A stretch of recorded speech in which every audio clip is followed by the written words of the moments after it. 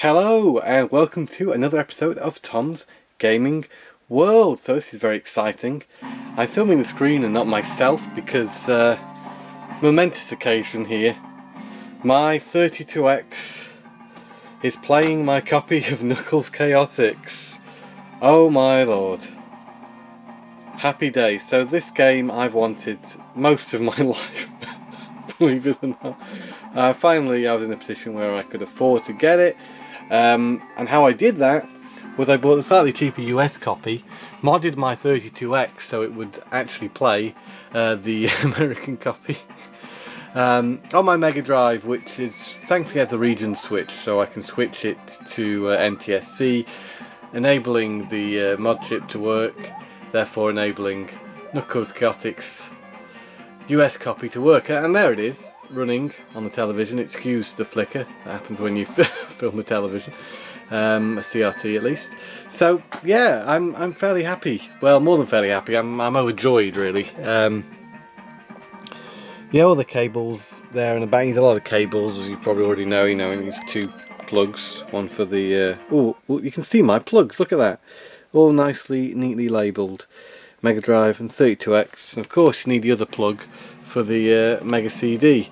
But this just blows my mind that I can play this, and I'm really happy about that. And I'll turn the camera around. Now, if you haven't already seen the pickups video we did from Manchester Play Expo, then do check that out because that's got all the pickups I've picked up at that event. But we have a few others that I've picked up more recently. Sonic Compilation. I mainly got this for Dr. Robotnik's Mean Bean Machine because it's much cheaper to get it in this format than to buy it on its own. Now, I collect Lemmings games, as you probably know, and here is the US copy of Lemmings on the Mega Drive or Sega Genesis. And that's happy to add that to my collection. And while I got that, I also picked up this one. These are both off eBay, but they're very reasonably priced. This is the American NES copy of Lemmings. Of course, Lemmings. So now I've got both regions of that one. Moving along, if we take a look in this cupboard, I won't get them out because they're all sort of packed away, but I've picked up Virtua Fighter for the Saturn and Sonic Jam. Of course, Sonic Jam's another Sonic compilation, similar to Sonic Compilation on the Mega Drive, but you get Sonic 3 on there.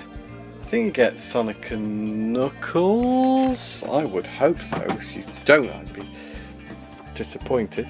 Yes, and you do get Sonic and Knuckles on that compilation as well, with full compatibility with Sonic 1, Sonic 2, Sonic 3. Of course, Sonic 1 didn't really give you much, just extra special stages, but moving on.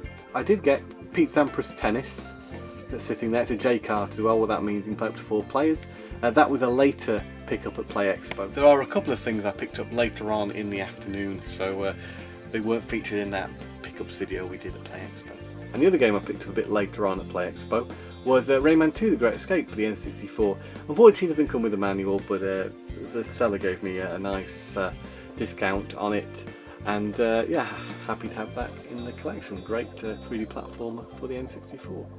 And here we are in the more modern gaming room. However, it's becoming more of a retro shrine at the moment because down here we've got all 3 of Hyperkin's Retron consoles.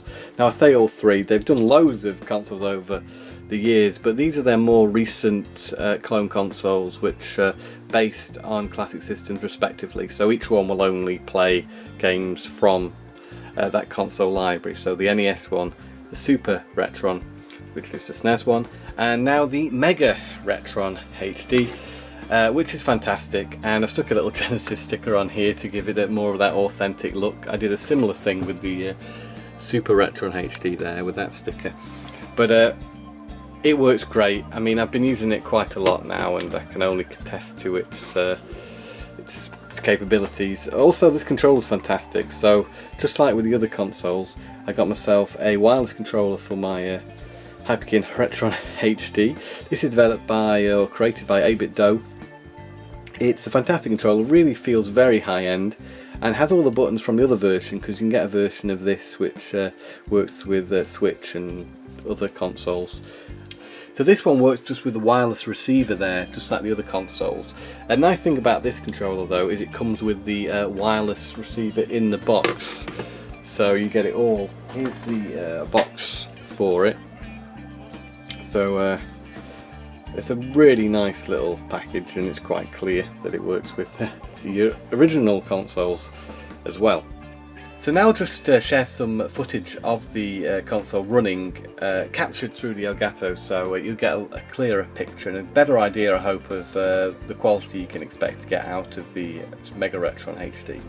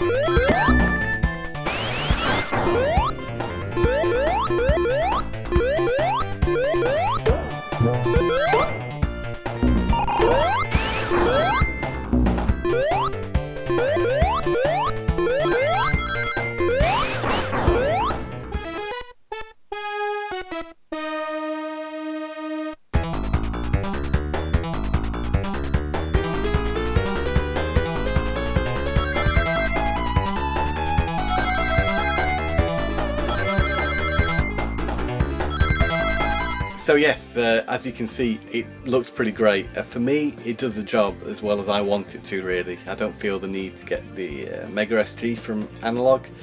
It's incredibly expensive, but it does pretty much the same thing. And for me, I'm not bothered about little things, and I can't even notice a lot of the issues that people find between the higher end system, between the lower end systems and the higher end systems. So I'm happy with this one. So you may have already seen the video on this that I did where I unboxed it. This is King of Fighters 97 Global Match in a nice Neo Geo style case.